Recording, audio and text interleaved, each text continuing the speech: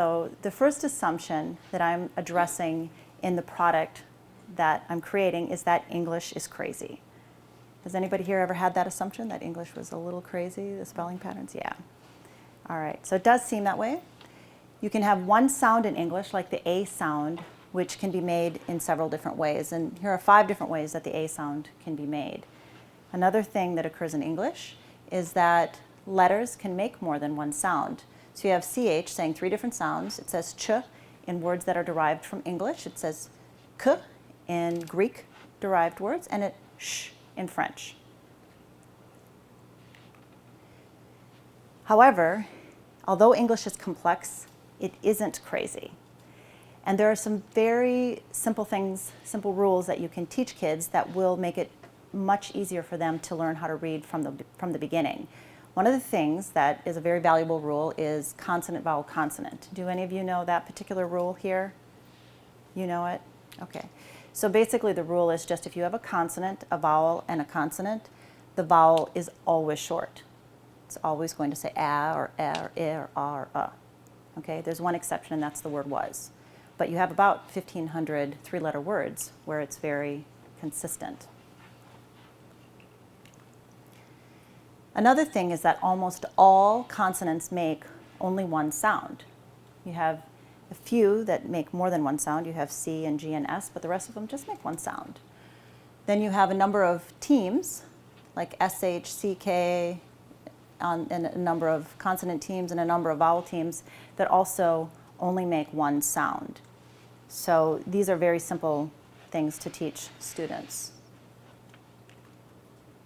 There's also quite a few patterns in English. You've got the shun patterns, you have word families, that type of thing.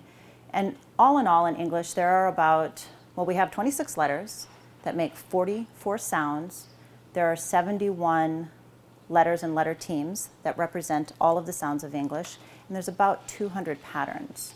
Does anybody here have any idea how many words we have in English?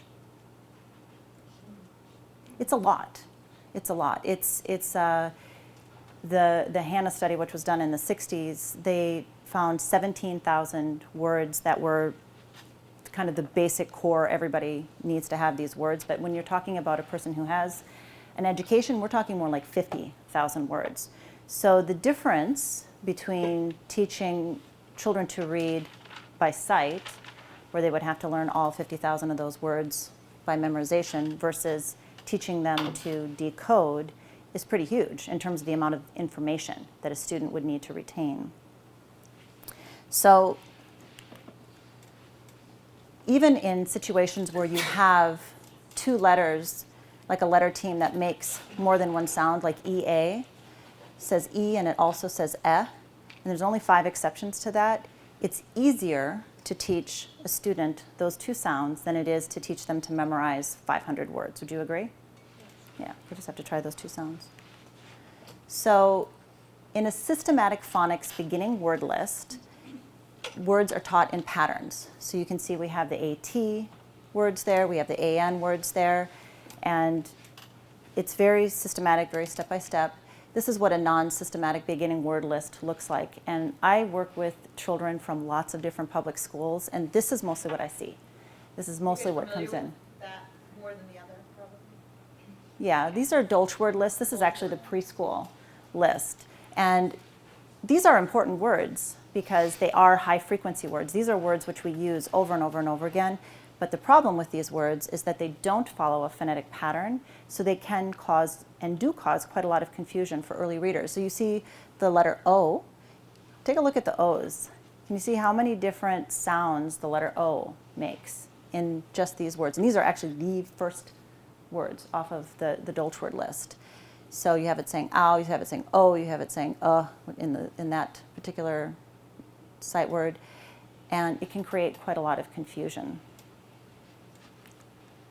So the difference between an explicit and systematic phonics program is that in those beginning grades, it's taught step by step. And children, the stories that they read are really emphasizing whatever phonetic principle they're learning. Word lists and stories contain those words. There's very few sight words introduced at that stage And in fact, I've actually done a study of both the Dolch and the Fry words, the first 1,000 Fry words, and broken them down phonetically. And you can actually introduce all of the high frequency words in phonetic order, and that's what we've done in our program. So this approach actually opens up so many more words to kids at an early age. If you're talking about kindergarten, oftentimes kindergartners are asked to focus on the 100 most frequently used words, the top high frequency words. But if you just teach them the vowels, the consonants, the one sound for each of those, it opens up 1,500. So it's a huge difference in terms of the amount of words that are opened up for kids. So the research, and this is what I was saying earlier, you can have research on your side and there's still the assumption that's out there, even when the research is on your side. And this is the situation in this case, because there was research done that shows that systematic phonics, where it's introduced step by step from an early age, has the highest rate of success. And this is actually, you can see that I've spent quite a bit of time. This is the study that was released by the National Reading Panel.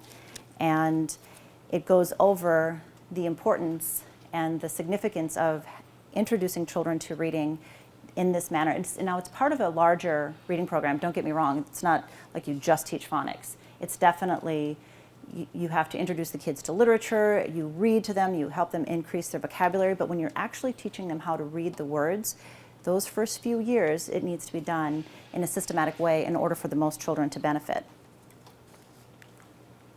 So to do otherwise is like taking a new driver, because the thing is that oftentimes people have looked at, and educators have looked at, fluent readers. Who here decodes when they read? Does anybody here sound out words when they read? If it's a very hard word, but most of the time we're reading by sight. Most of the time when proficient readers are reading, other than maybe the very high-level technical word, we're reading by sight. We're going very, very fast. So there's been this assumption that since readers end up reading everything by sight, we should just start out that way, just teach them words by sight. Okay, but what if we did that with driver's ed? What if we said, hey, you're a new driver. Let's put you in the car. We're not going to worry about orienting you to that brake thing. You'll just figure that out. We'll just have you drive a little bit. I'm sure you're going to figure that out at some point. The gas, you'll figure that out too. The clutch, all of that, you'll figure it out. So it's akin to that. And then of course we know that if we actually did that with a new driver, this is where they would end up. They would end up crashed. So that's not a good thing. Now, the good news is that if we use the research and we catch reading issues early, we can help kids catch up. And we do this all the time at the center. And I've been so thrilled to be able to see this. And we actually have not just used this with new readers, but also with remedial readers. I had a student who came to us a couple years ago as a junior who had dropped out. And he was reading at a second grade reading level. He was struggling with those words that I showed you on the first, cat, rat, fat. And here he was a junior in high school, but he was also an incredible athlete. So we took him in and we began doing 18 hours of tutoring with him per week. I had volunteers. I was able to do that with him for about 6 months. And starting with systematic phonics, just teaching him exactly, explicitly what each letter said, what each letter team said, teaching him how to blend and getting him up. We were able to get him up to a middle school level, and then of course once he had the phonics down, he was reading. He was doing repeated rereading.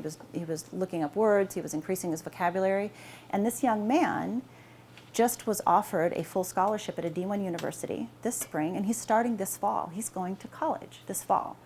So going back to those earlier steps is really, really important, and reading is so fundamental. It is so the very first thing that kids are learning that if we miss it at that time, then we really do miss it. So it's important. We see very frequently at the center little kids who come in who are threatened with being held back. And once we teach them some of the systematic phonics concepts, especially those short vowel sounds, because that is the most common vowel sound, is the short vowel sounds, once they've mastered that, they very often go back and they're not only caught up to their peers, but ahead. It's really incredible. And so that's what our game is going to do. It's going to give the extra practice, because it does take practice. It does take quite a lot of practice. So the next assumption, that phonics is boring. And this is one of the reasons phonics was taken out of instruction, was that it's just drill and kill and it's boring. And the fact of the matter is that is just an assumption.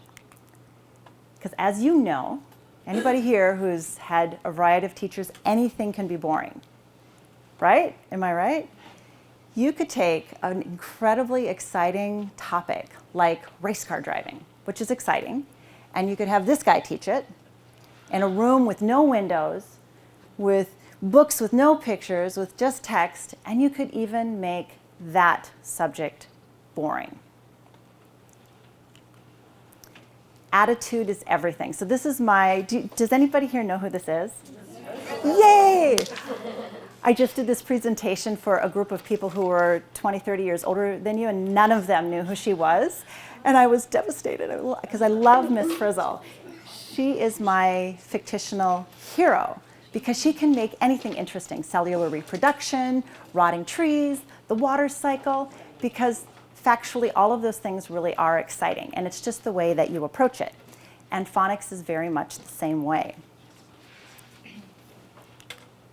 So innovation is the key. So I'm going to tell you a little bit about what we're doing in our program to innovate. So one of the things is children will be catching fictional characters. They'll be catching fantasy characters. Does anybody here play Pokemon Go?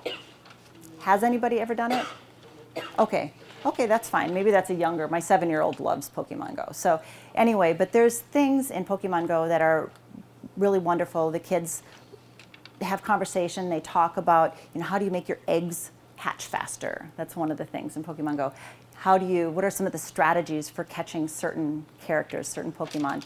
And our game has those types of things built in as well. They will learn about the characters, and while they're learning about the characters that they're rescuing, actually, they will be also learning about the English language.